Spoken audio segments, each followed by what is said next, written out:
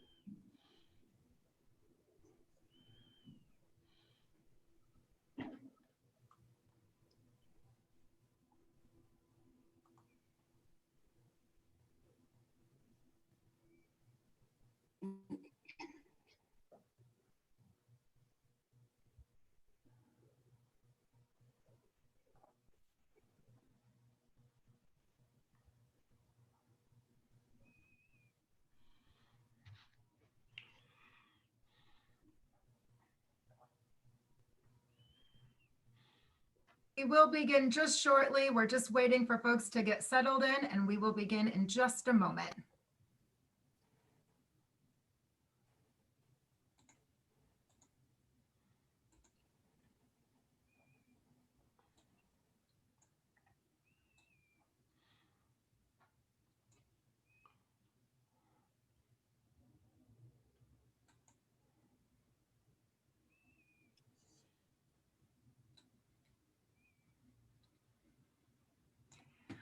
Welcome and thank you all for attending today's second Donor Town Hall. Our goal is to host one every month to help keep partners connected to our work and the communities we partner with.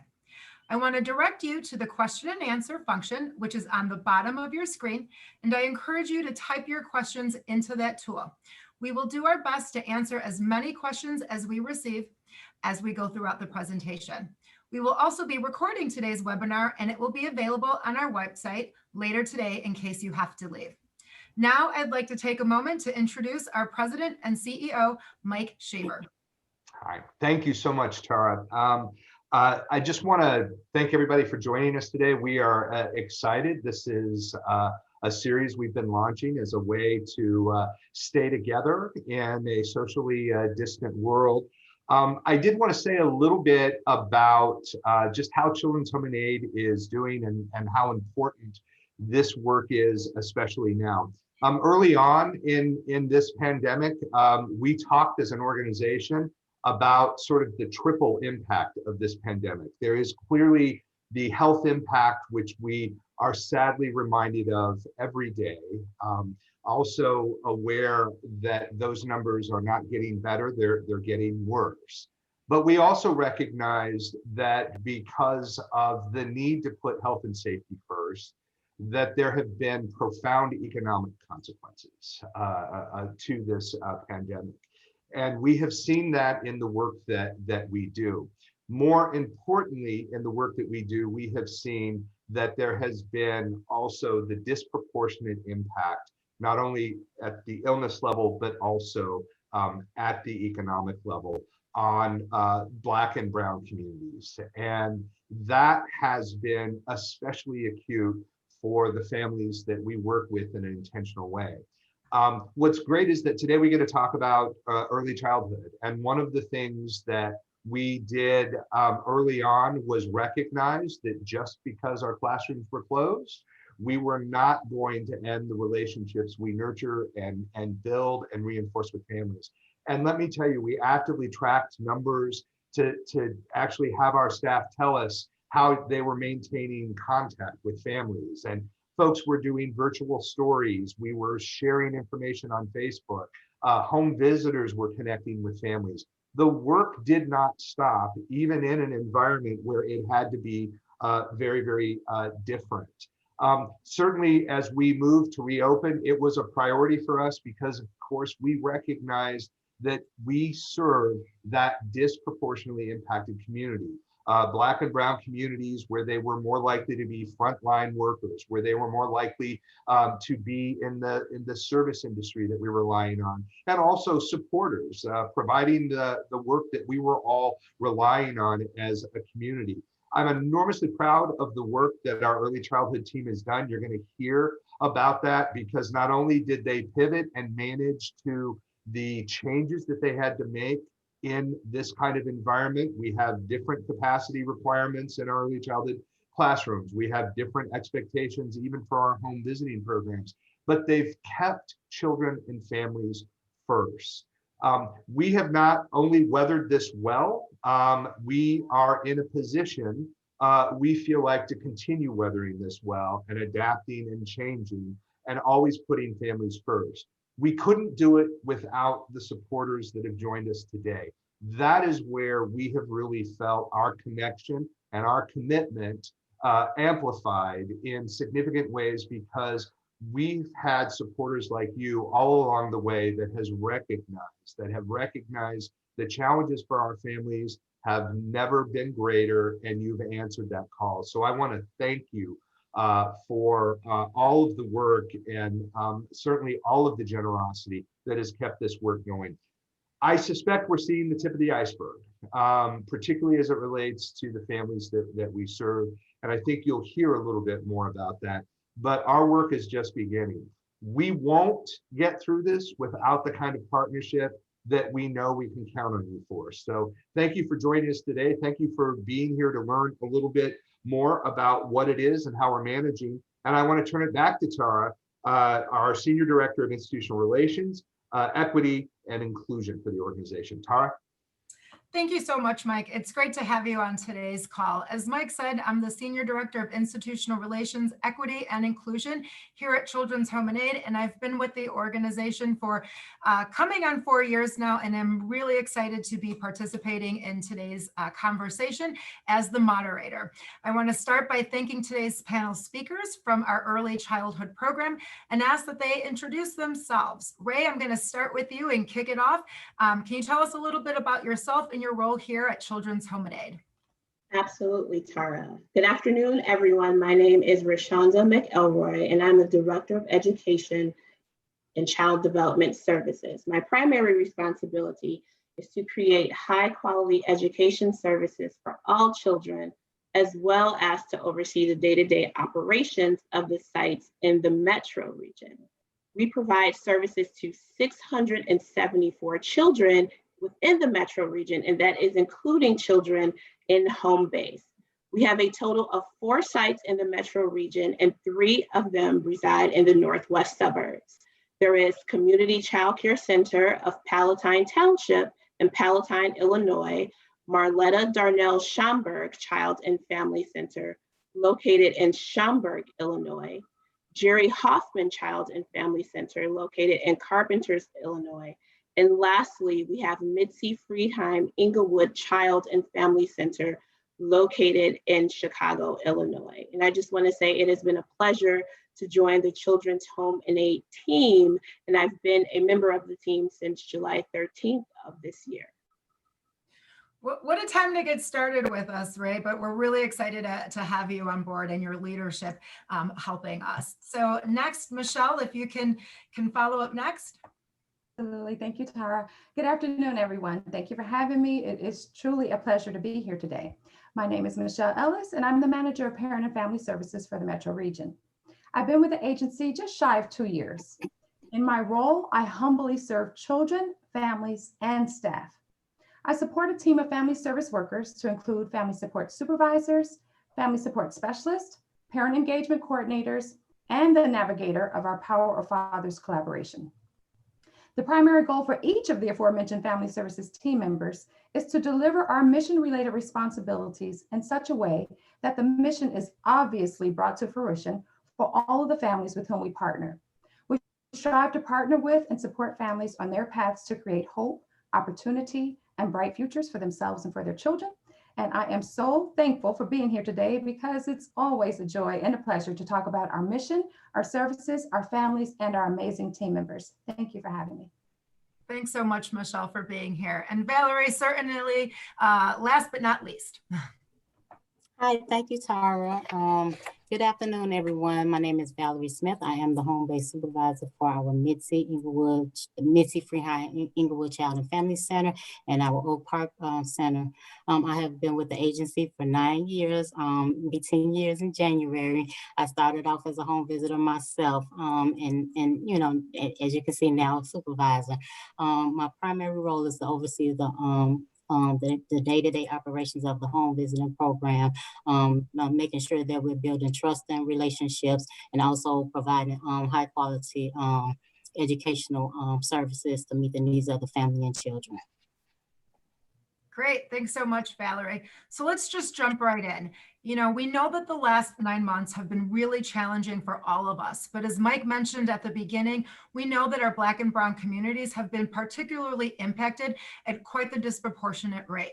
And when we think about what that means for the families that we serve in our early childhood programs, never has that disproportionality been even so much more true. Rayshonda, can you start by telling us, you know, how has the pandemic impacted our overall programming and centers?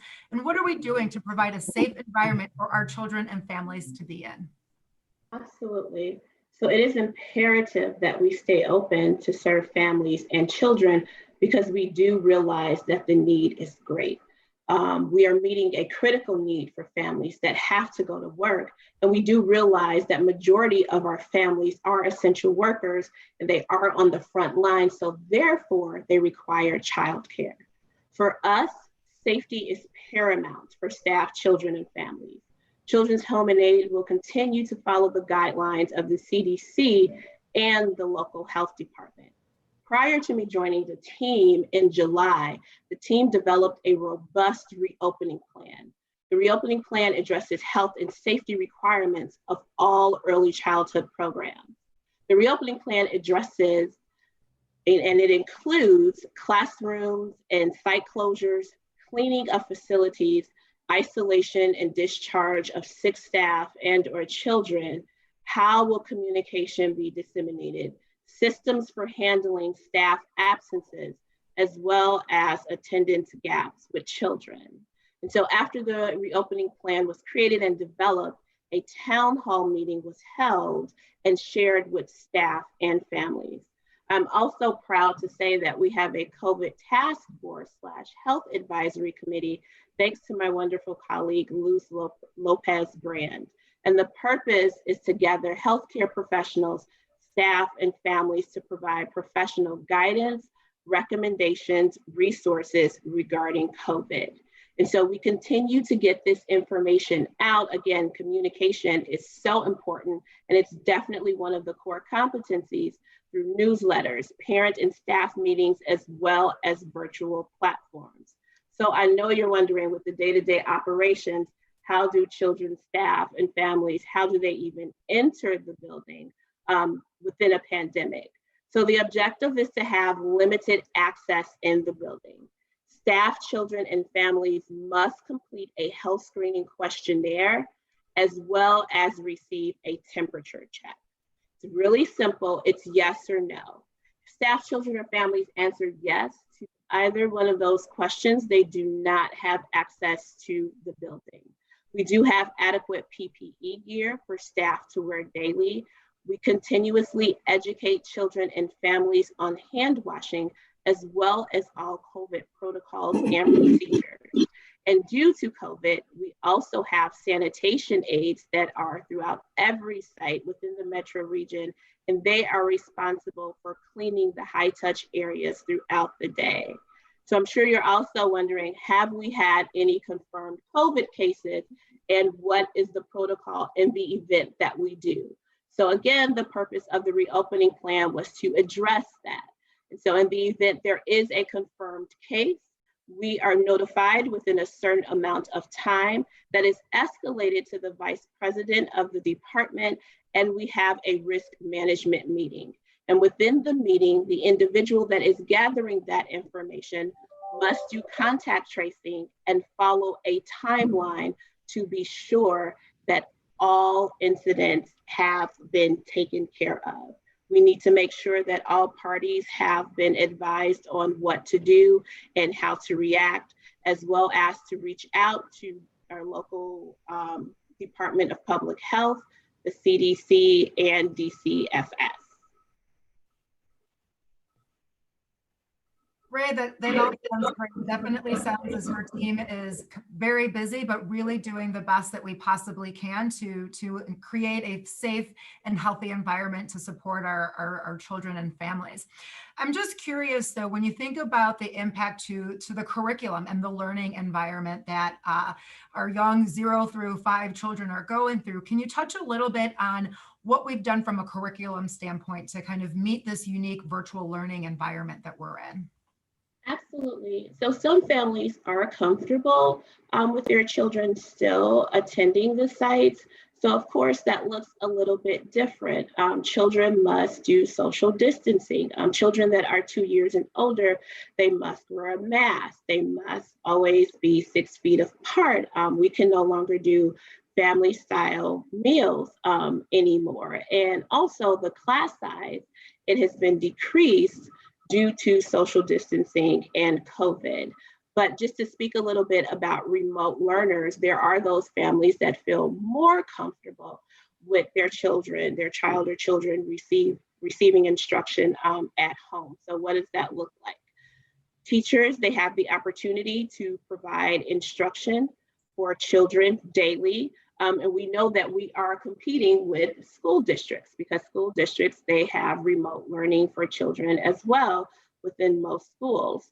So we have adjusted our timeline. Our teachers go above and beyond. There are some teachers that are doing remote learning twice a day. They do it in the morning and then they implement remote learning again after the school districts have completed their remote learning session. And not only that, we realize that we do have some families that go to work throughout the day and they don't have access, their children do not have access to remote learning during that time. So teachers again have gone over and beyond to make sure that they upload videos and upload instruction where children can do remote learning at any time. If a child would like to engage in remote learning, let's say at 7:00 p.m., that's fine. The videos are uploaded, the attendance is counted, the teachers can see the next day or the day after that the child has participated. And so our theory is we want to make sure that no learning is lost. And we also want to make sure that we are intentional in our instruction with children. And one thing that has been heightened during this pandemic is we realize that children, they are absorbing some of the trauma that their parents are experiencing. So I think we've done a great job on the implementation of conscious discipline, which is a social emotional framework that we provide to teachers and parents, and it provides the discipline skills that they need to address social emotional issues of children. And so we want to just make sure that we teach children self-regulation and self-control. And not only that, we also want to make sure within remote learning that we are providing families the tools that they need to be able to deal with those challenging behaviors. So again, our programs, it's a 2-generational approach. Yes, we are providing information and instruction to children, but you can't leave out the families because the families is, of course, the child's first teacher. And we want to be sure that we respect that. We want to be sure that we acknowledge that, and we want to be inclusive of that. Thank you so much for that, Ray. That was great. It's really wonderful to learn about all of the work that we're doing to support our youngest learners during this time. And I think, you know, as you just mentioned about really, we understand that our youngest learners, in order for them to thrive, we must also be providing support to the family. And it seems to me that, you know, while we have always had this focus in terms of building support and strengthening our families, it seems that it's never been more important than it is right now. And so Michelle, within your role, can you tell me a little bit about how our families are doing, how they have weathered the last 9 months, and what are we doing specifically to better meet the unique and specific needs of our families during this critical time? Tara, thank you. You're right. The pandemic within which we are currently living has greatly impacted the lives of our families. In the spring of this year, as everyone knows, the governor issued a stay-at-home order. In response to that order, we closed our early childhood buildings, but we did not discontinue the services to children and families. During those months, we offered enrolled families the opportunity to participate in remote learning activities, and we provided them with educational supplies. We also provided our families with very generous food supplements, and we tailored the needs of our mental health and wellness services to address the heightened concerns of families and staff members. While working remotely though, Tara, we learned a lot. One of the greatest lessons that we learned was, though we remained connected and we did provide the number of resources that I just mentioned and more, what families truly needed was for us to reopen. They needed our buildings to be opened. What the parents expressed a great need for was the peace of mind that's associated with being able to bring their children to safe spaces where their children can continue to learn and be nurtured and grow and developed in preparation for school. In many instances, our very resilient families are stretched to the brink. Many parents lost their jobs, and many of them experienced significant reduction in the number of work hours that they were scheduled to work, and then, of course, the related income. Civil unrest happened during that same time, and this caused businesses to close in communities where resources such as food and pharmacies are already scarce. Fear and anxiety levels amongst family members and staff were as high as we've ever experienced. Thanks, though, to the generous donations that we received, we've been able to address some of those needs. We were able to provide rental assistance to families in need, food gift cards and certificates, personal protective equipment such as masks and gloves for families. And then we're also able to provide them with essential items such as toiletries, clothing, and much more. We realized, Tara, that in order for us to effectively partner with our families on their roads to recovery and leaving what I refuse to refer to as normal behind, we will have to put on our wet gear and take a deeper dive. There's some obvious challenges to engaging families remotely, such as the lack of access to and needed technology. And there's a lot of fatigue that people are experiencing from using electronic means so very often now. But since the pandemic, we have learned that we need to be more innovative. We are working with consultants to address the need to be more innovative, and we're exploring a variety of platforms in which we can continue to connect with families on a regular basis. We do that through our monthly parent meetings and through the offering of virtual mental health and wellness workshops and individual services as requested. Recently, all of our early childhood programs held virtual parent committee elections to ensure that our parents continue to have strong voices and that they are empowered as members of the governing body of our early childhood programs. Another bright side to this new way of engaging families is that through virtual engagement, parents are given the opportunity, parents who live in one community, for Inglewood, for example, are able to have insight to the concerns and strengths of families in, say, our Carpentersville site, and vice versa. Families are connected through their shared experiences, their shared strengths, and their shared desires for their children and for their families. Thank you so much, Michelle. I'm gonna pivot just for a quick second, and Valerie, our home-based program is one of our really truly exciting programs, and it is also built on a very intimate model, right? We have staff who actually go to the homes of our families who might feel more comfortable in keeping their kids at home in those early years. And so we understand that. And so we built a whole kind of program model around how do we bring the learning to parents and caregivers within their own setting. And so obviously in this time with the pandemic, that represents some really unique challenges for us. Can you tell me a little bit about what that has looked like, again, over the course of the 9 months for your entire domain and the families that you work with? Yes, Tyra, you're absolutely right. Home visiting is normally a time where we partner with families to do home visits inside of the home, directly inside of the homes. So with the pandemic, that has changed. It kind of took away the intimacy of, home visiting. We go to the homes, and we would go to the homes, and, we communicate with the families, we engage in activities and stuff with the family, the children and families. But all of it has changed due to the pandemic that we're facing right now. So what has changed is, in the beginning, when the pandemic first hit, we had to pause for a minute on the education aspect of the home visiting, because, you know, so many families was feeling, you know, anxiety and feeling, you know, overwhelmed and stressed with getting all the phone calls, emails, and texts and things like that. Because this is what we had to adapt to, opposed to going inside the homes. So once we, you know, once we talked to communicate with families and, you know, to find out what it is that they really needed, what type of support they needed during this time. So again, just like center base, they was experiencing fear of going outside. They was experiencing, you know, the lack of food, parents at risk of losing their jobs and things like that. So we tried to address that aspect of home visiting first to see where we can support the families. How can we provide them with the basic essentials that they needed? How can we provide them with food and stuff like that? So that's what we did.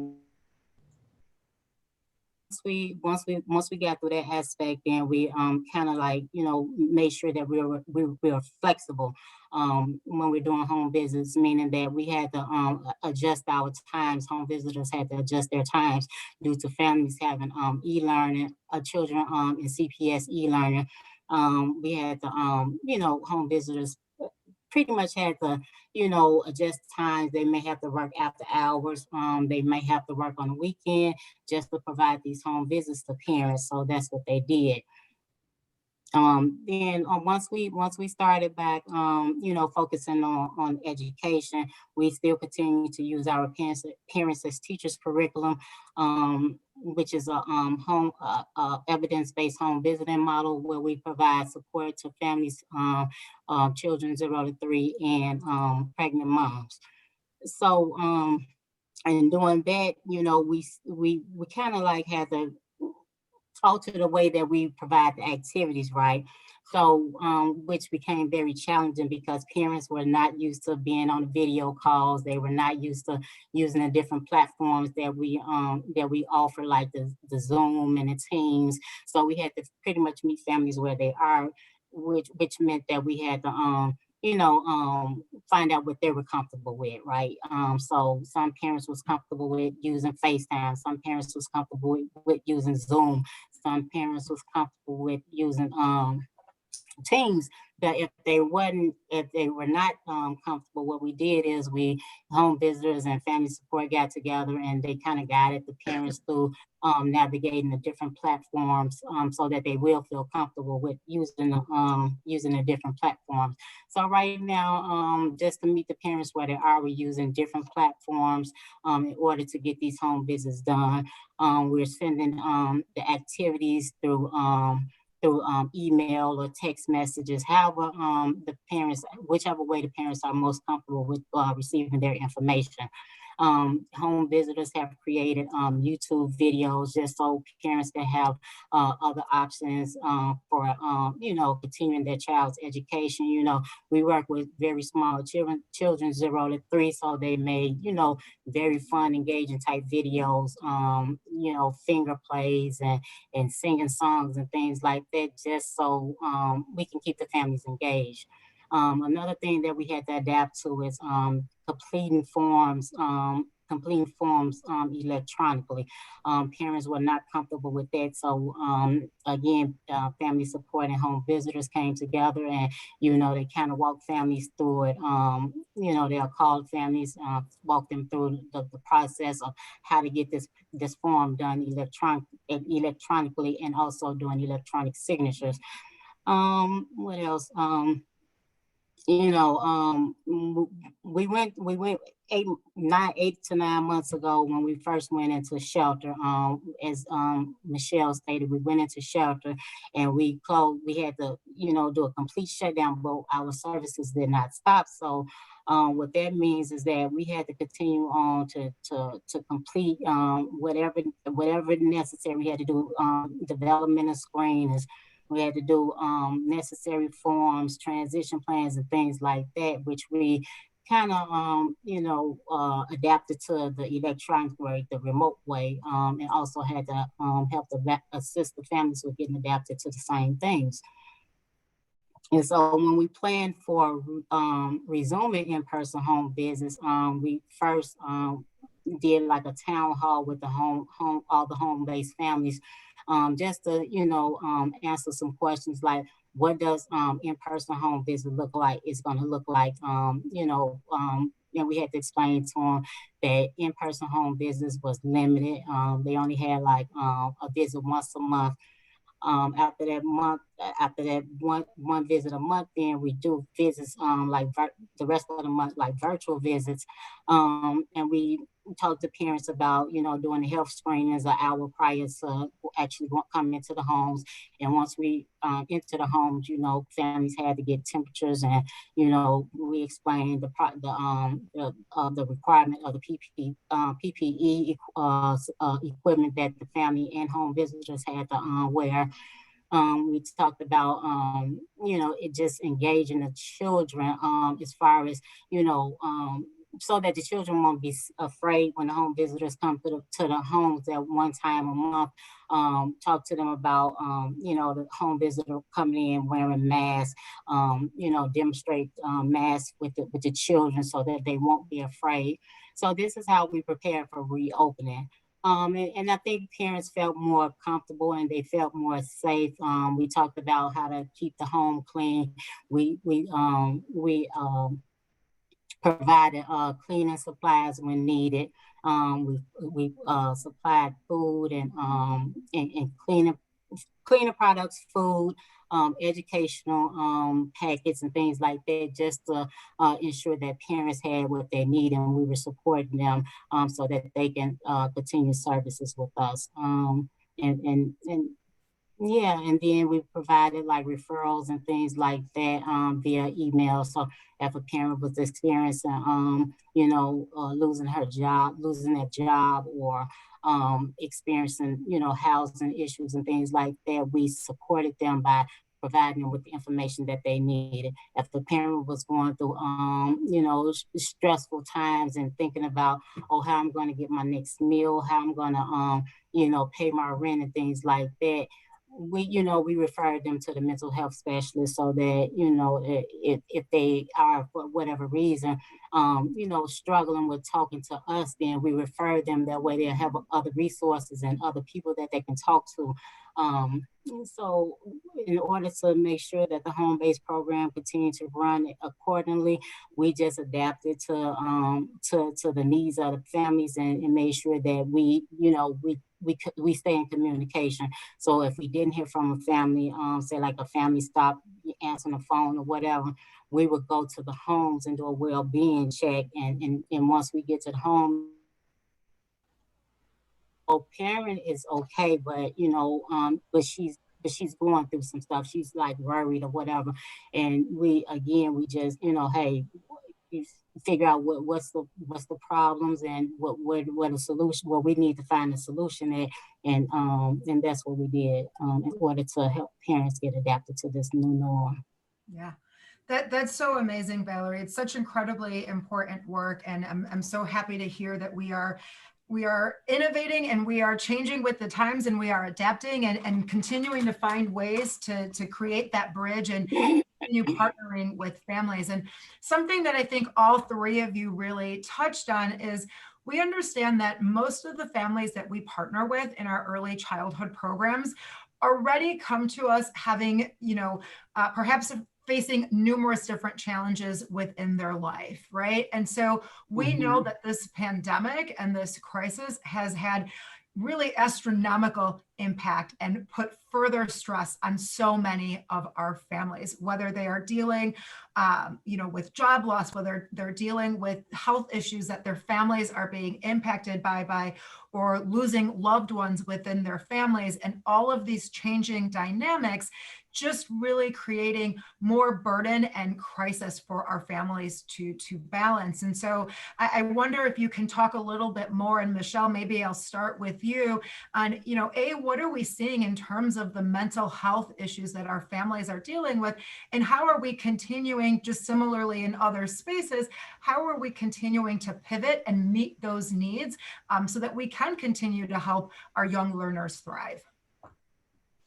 So you have once again hit the nail on the head. We are seeing a lot of fatigue, what I would say is akin to depression. I'm not qualified to diagnose, but fatigue, depression, anxiety, fear.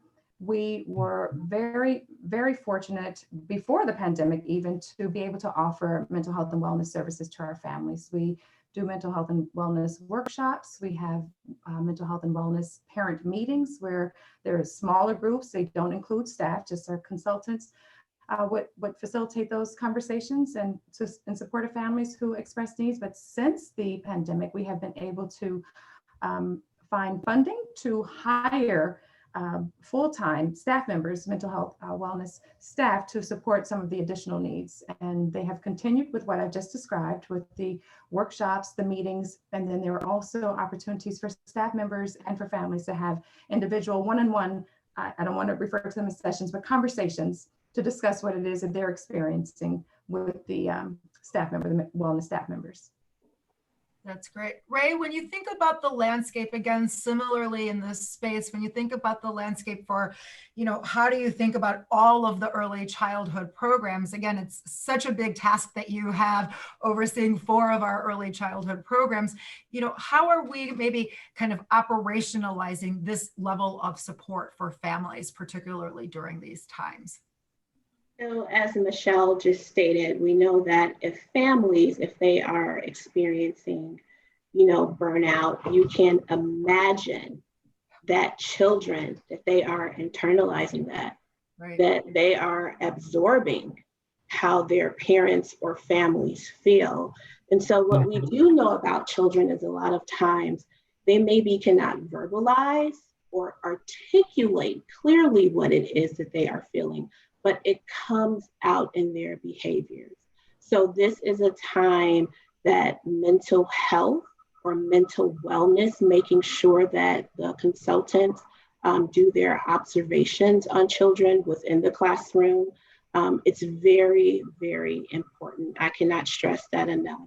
I just had a meeting with Megan, who is the disabilities and mental health supervisor, and we're noticing a trend of increased challenging behaviors, as we would think we would, because parents are experiencing a lot of challenges on their own. So we address that by providing resources to families. Yes, we want to meet the need of that child, but again, we also want to provide and collaborate with that parent or families to give them the tools and the resources that they need to definitely do a homeschool connection. So we want to be sure that what we are reinforcing in the classroom or via home base, we want to be sure that it is also reinforced at home.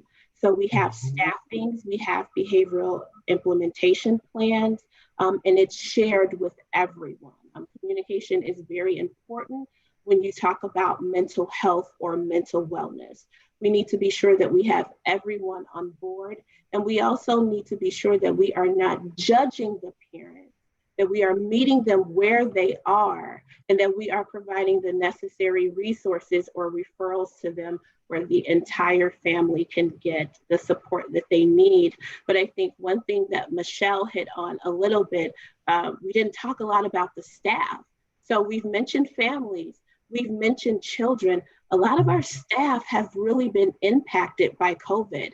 There are some staff that have shared with me that they lost close family members, their mother, their father, their brother, their sister, but yet they're showing up every day on the front line within a pandemic, providing services to our children and families, and however they've lost their loved ones. So we do have mental health consultation also for staff, and we want to be sure that, they're not being burnt out, as we know they're on the front lines, and we are providing the necessary resources to them as well as just providing sometimes something fun to do for staff, thinking outside of the box. It doesn't necessarily have to do with the day-to-day operations, but we do want to show that we do hear children and families, but we also are concerned about our staff because they are the ones on the front lines.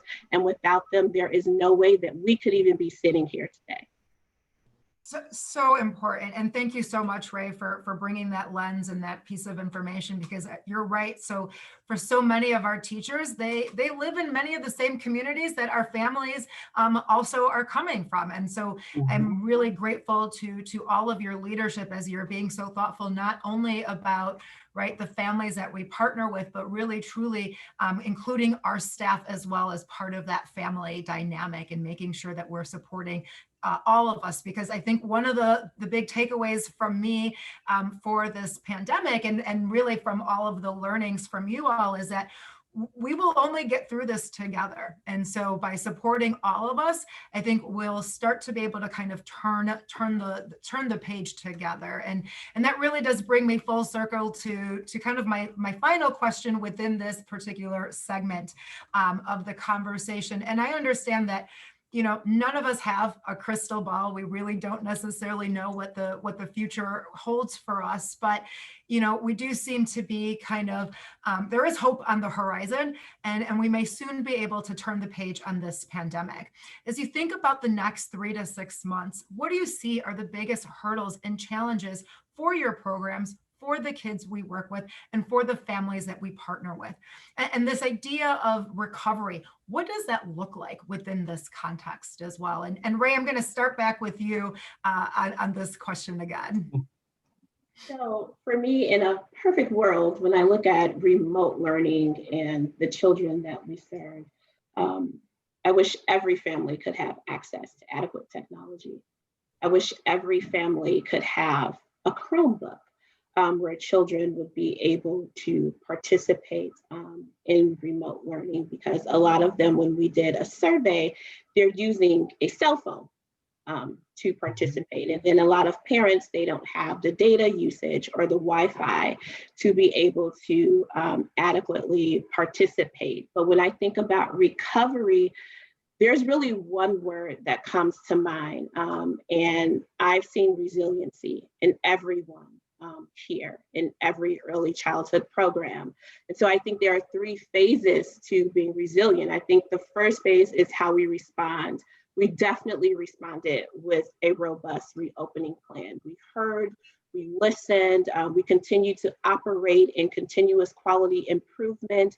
And so I think that as far as responding, we responded very well over and above in dealing with the pandemic. Then it's how do we recover? And so we know that we are emerging and we're growing stronger. And we do know that this virus will be around until we get a vaccine. And so I think that we are continuing to evaluate and assess our systems and build even stronger systems. And lastly is how do we thrive? I think COVID has pretty much developed a new norm, if you will, for us. And so we've learned how to thrive. We learned how to be creative. We've learned how to be innovative. And I think one thing that has definitely increased that I have seen is communication. I will say 2 things. And lastly, empathy.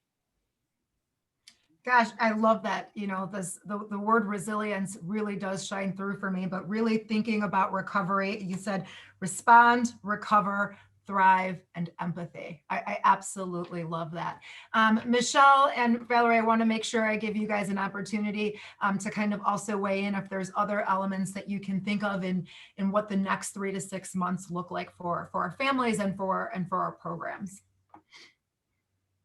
So Tara, over the next several months, we will continue our diligent work to determine exactly what it is that we're doing well to support and partner with families. And then we also will have to have some tough conversations about areas where enhancements may be needed to promote continued resiliency and healing. I talked earlier about this, about putting on our wet gear and taking a deeper dive. That's what I was talking about. It's very, respect is lacking for me to assume that I know what you need. It is going to require for family service team members to look at themselves, make sure that we are asking the right questions, make sure that we are listening properly so that we can see exactly what it is that families may need from us, not to assume. Although food supplements are helpful to everyone, that might not be the thing that I need in order to heal. That might not be the most pressing need for my family. And that doesn't mean that families aren't grateful for food supplements when they receive them. They certainly are. We hear all the time how wonderful the food supplements that they receive are and how thankful they are. But again, if we aren't doing all that we can to develop the relationships with them to determine how we can best support them and make sure that we are supporting our staff so that they can best support them, then we probably aren't doing all that we could be doing. And that's what we want to do. We want to make sure that we're communicating with families in all of the ways that are best for them and comfortable for them, to make sure that we're supplying them with the supports that they need. So very powerful. You guys are, we are so very lucky to have such amazing leaders such as yourselves here at Children's Home and Aid. And again, I think of, this idea of putting on our wetsuit and taking a deeper dive, really understanding what it is that our families need, and meeting them where they're at so that they can be on their road to recovery and heal and thrive, as Ray said. So that ends kind of this portion of this segment. So I know that we have been having some questions from our audience come in. So I'm going to take those, and for those of you out in the audience, bear with me for just a second. We've all touched on technology, and I keep reminding folks, I am not a fan of the technology. Even 9 months in, I'm still learning how to use Zoom. So I can definitely understand what our parents are going through from that perspective. So with social distancing rules and regulations, how are you addressing the psychological impact on young children who learn so much through play and socialization? I know we talked a little bit about the mental health challenges and kind of adapting the curriculum, but maybe if we can talk a little bit about this perspective of play and socialization really does help our young learners learn. Absolutely. So we know that children, that they learn through play. I know a lot of times people don't see it that way, but they definitely learn through play. And so I think that word resilient comes up again. Children are very resilient. In my opinion, I think they're more resilient than adults. So they have adapted quite well to social distancing. When you go in classrooms, you'll see, no, don't come near me. No, this is my space. No, you can't come here. And so I think sometimes we as adults, we may forget, but children, they remember. When coming back, I know that a lot of teachers, they have conversations, during large group time or small group time, definitely reinforcing those classroom rules and social distancing. So sometimes you may hear, children be like, hug you from a distance. They know how to hug you from a distance. Or I've seen children blow kisses because they can't, really kiss someone, but they have learned to do other gestures, to definitely kind of interact with their peers. And also what this has done, I just had a chance to really look at the data, the child outcomes data. Some classrooms, they have noticed an increase in language with children due to this pandemic. A lot of children now, they are more vocal in expressing their needs. They are more vocal in stating what it is that they need because they maybe can't use their hands or they maybe can't touch. And so we've noticed that language has definitely increased from last program year. And teachers are doing a wonderful job at stating, the needs and the protocols for COVID-19 as well as families. But I think that children, they are very, very resilient, and they know their space. You cannot come into their space, and they want you to respect their space. So interesting, Ray. I wonder, Valerie, if I can pick on you for just a quick second. When I think about this question around play and socialization, I have to imagine that for our children who were already at home, do we see any kind of further isolation or any areas of further concern from a home-based perspective? Well, yeah, actually, I do see some concern because with us being in this pandemic and we're on, we social distancing and things like that. Yes, the home visitors can do in-person home visits. However, our socializations are still virtual. So that means that the children are not getting that interaction with the other children as they normally would. So everything that's happening is happening at home. We're engaging the families in socialization, but again,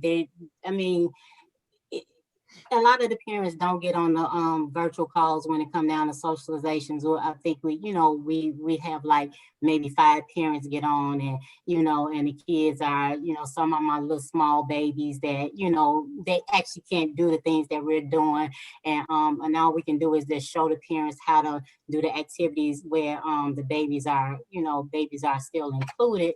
But at the same time, the 2-year-olds and up, we can't really, we can't, they don't have that socialization with the other children, like that. So I think that is a big concern for me, and some of the families too, because they're used to the children coming around and, doing the activities in person and things like that. And then just imagine, having, small children on a video, they running away from the camera, and, and so it's just not working out the way that it should. So I think that's a concern. So they're not getting that social interaction like they should be.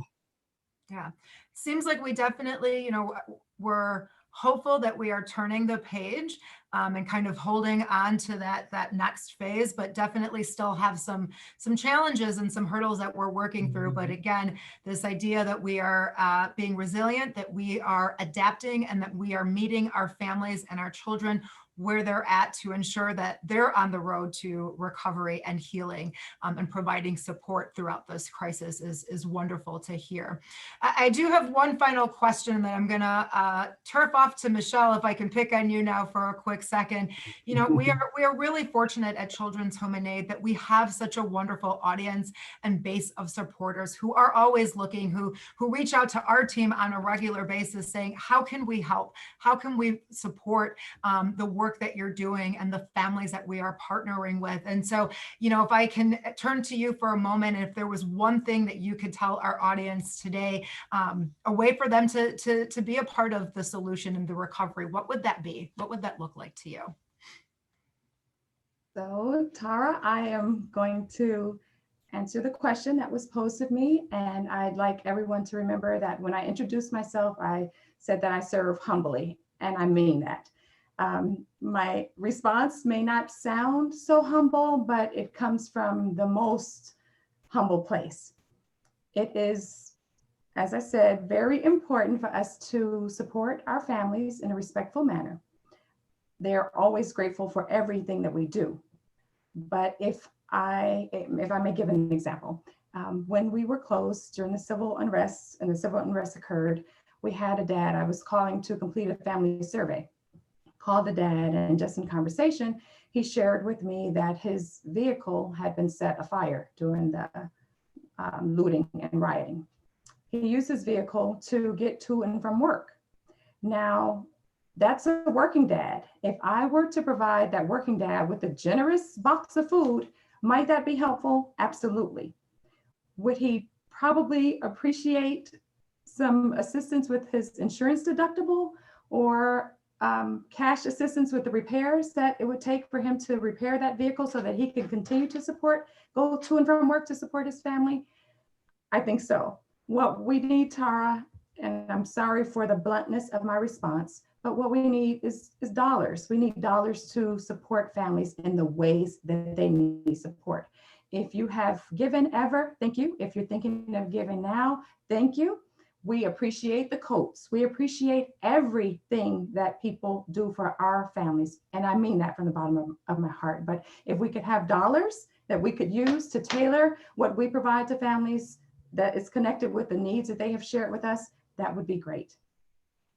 Thank you so much for Michelle. And I do appreciate your candid response. I think, you know, again, given the times and given the pandemic, you know, represents such a challenging time for our families and for us thinking about how are we meeting their needs. And to your point, being able to be flexible and provide them what they need is really critical. So, and it does take all the partners that we can have in order to do that and meet that need. So I really appreciate it.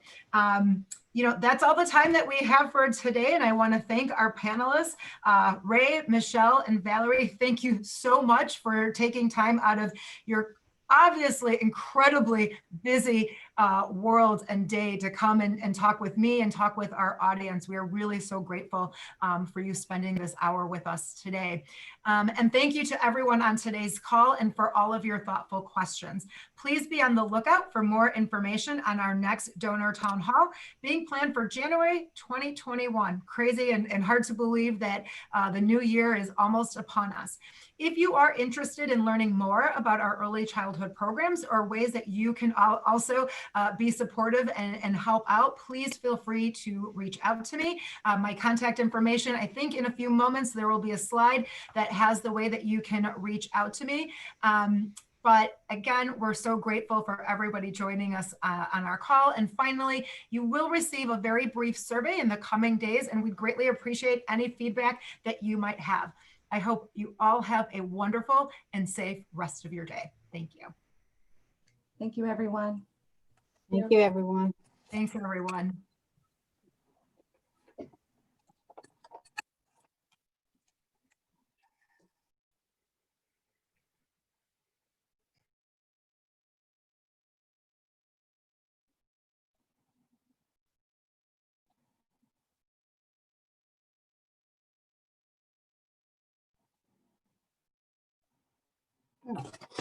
Okay.